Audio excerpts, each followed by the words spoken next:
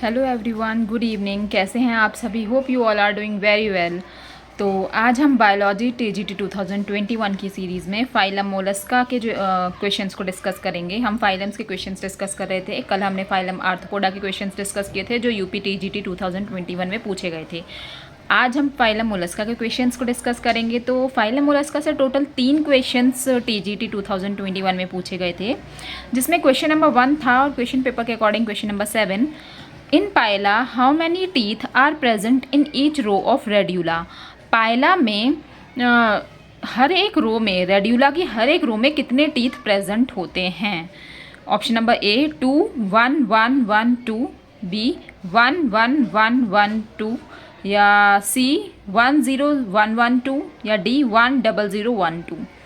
तो सबसे पहले हमें जानना होगा कि रेड्यूला क्या होता है। रेड्यूला क्या होता है? पायला में प्रेजेंट एक रास्पिंग ऑर्गन होता है। रास्पिंग ऑर्गन मतलब कोई चीज़ को बाइट करने वाला, कुतरने वाला ऑर्गन। जिस तरह से माउस के होते हैं ना कुतरने वाले टीथ, फ्रंट टीथ, उसी तरह से रेड्यूला भी एक रास्पिंग ऑर्गन है पायला का। पायला को हम कॉमनली एप्पल स्नेल बोलते हैं और पायला या एप्पल स्नेल मोलस्का फाइलम का मेंबर है। तो इसका करेक्ट आंसर है कि रेड्यूला की हर एक रो में 2 1 1 1 2 इतने टीथ प्रेजेंट होते हैं। ये एक्चुअली टीथ का फॉर्मूला है जो रेड्यूला के अंदर प्रेजेंट हैं। अगर हम total number of teeth count करें हर एक रो के अंदर तो 7 टीथ हर एक रो में पाए जाएंगे। In Pila radula is a rasping organ. अभी हम डिस्कस कर लिया ये बात कि रेड्यूला क्या है, एक रास्पिंग ऑर्गन है। और रेड्यूला की हर एक रो में 7 दांत होते हैं, 7 टीथ, है ना। जिन 7 टीथ में से जो पहला होता है ये सेंट्रल वाला, जैसे हम मानते हैं ये हमारे 7 टीथ हैं। Okay, these are the 7 teeth of radula. Radula की एक रो में प्रेजेंट ये 7 टीथ हैं।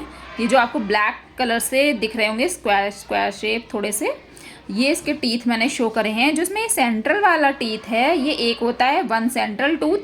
ये बीच में प्रेजेंट होता है मिडल में। इसको हम रेचिडियन या मीडियन रेचिडियन भी बोलते हैं। इस सेंट्रल टीथ को हम रेचिडियन या मीडियन रेचिडियन बोलते हैं। इस सेंट्रल टीथ के बराबर से एक एक दोनों साइड लेटरल टीथ प्रेजेंट होता है। तो 2 लेटरल टीथ हो गए हमारे, 1 1 ऑन ईच साइड ऑफ रेचिडियन और सेंट्रल टूथ।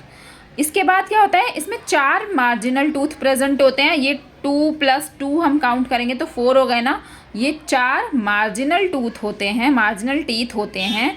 2 इधर और 2 इधर, 2 इस वाले लेटरल टीथ के साइड में और 2 इस वाले लेटरल टीथ के साइड में, यानी 2 2 on each side of lateral teeth. ये कौन से हैं? ये मार्जिनल टीथ हैं। अब इन मार्जिनल टीथ में भी स्टूडेंट्स, ये जो बाहर वाला होता है इसको हम आउटर मार्जिनल टीथ बोलते हैं। इसके अंदर वाले को, सेकंड वाले को इनर मार्जिनल टीथ। सेम इस साइड बाहर वाले को आउटर मार्जिनल टीथ और अंदर वाले को इनर मार्जिनल टीथ। तो हमारा फॉर्मूला क्या बन गया टीथ का? 2 1 1 1 2। क्या हो गया? 2 1 1 1 2। 2 मार्जिनल, एक लेटरल, एक सेंट्रल, फिर एक लेटरल और 2 मार्जिनल टीथ। आई होप आपको ये वाला क्वेश्चन समझ में आ गया होगा। Now coming to the next question, जो क्वेश्चन नंबर 24 था क्वेश्चन पेपर के according. What is the functions of Keber's organ in Unio? Unio में कैबर्स ऑर्गन का क्या फंक्शन होता है? यूनियो भी फाइलम मोलस्का का एक मेंबर है, जिसे हम म्यूजल बोलते हैं या फ्रेश वाटर म्यूजल। ये फ्रेश वाटर में पाए जाते हैं, इसलिए इसे फ्रेश वाटर म्यूजल बोला जाता है। अब इसमें जो कैबर्स ऑर्गन प्रेजेंट होता है यूनियो के अंदर, उसका क्या फंक्शन है? पहला एक्सक्रीटरी, वेस्कुलर, डाइजेस्टिव या रिप्रोडक्टिव। तो इसका करेक्ट आंसर है एक्सक्रीटरी। जो यूनियो के अंदर कैबर्स ऑर्गन प्रेजेंट है, इसका जो फंक्शन है वो कैसा है? एक्सक्रीटरी है। बेसिकली सारे मोलस्क में ऑर्गन ऑफ बोजानस, ये जो लिखा है ना मैंने, द ऑर्गन ऑफ बोजानस, ये प्राइमरी एक्सक्रीटरी ऑर्गन होता है। मेन एक्सक्रीटरी ऑर्गन जो किडनी की तरह फंक्शन करता है वो यूनियो में द ऑर्गन ऑफ बोजानस कहलाता है, या फिर सारे मोलस्क में द ऑर्गन ऑफ बोजानस होता है। लेकिन क्या होता है यूनियो में, सिर्फ यूनियो में पर्टिकुलरली इस ऑर्गन ऑफ बोजानस के साथ साथ कैबर ऑर्गन भी प्रेजेंट होते हैं। कैबर्स ऑर्गन क्या होते हैं? ये असिस्टेंट एक्सक्रीटरी ऑर्गन आप समझ सकते हो, जो कि ऑर्गन ऑफ बोजानस को असिस्ट करते हैं, हेल्प करते हैं एक्सक्रीटरी फंक्शन को प्रॉपरली करने में। ठीक है, प्रॉपरली एक्सक्रीट आउट करने में बॉडी से नाइट्रोजनस वेस्ट को और ऑर्गन ऑफ वजाइनस को हेल्प करने वाला जो असिस्टेंट ऑर्गन है वो कैबर्स ऑर्गन है यूनियो के अंदर। ठीक है, यूनियो में या फिर मोलस्क में जो नाइट्रोजनस वेस्ट है वो क्या होता है, वो अमोनिया ही होता है बेसिकली। तो इनमें क्या है, कैबर्स ऑर्गन का क्या फंक्शन होता है, बॉडी से एक्सक्रीटरी ऑर्गन को या फिर नाइट्रोजनस वेस्ट को बाहर निकालने में हेल्प करना। जो हमारा मेन ऑर्गन है ऑर्गन ऑफ वजाइनस, उसकी हेल्प करना। कैबर्स ऑर्गन जो है वो पेरिकार्डियम के सामने, उसके फ्रंट में सिचुएटेड होता है।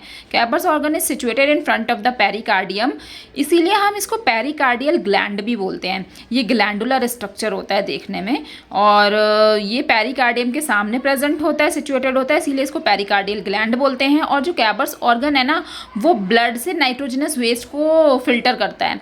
फिल्टर करने के बाद क्या करता है, वो कहाँ डिस्चार्ज करता है उस वेस्ट को, पेरिकार्डियल कैविटी में ही डिस्चार्ज करता है।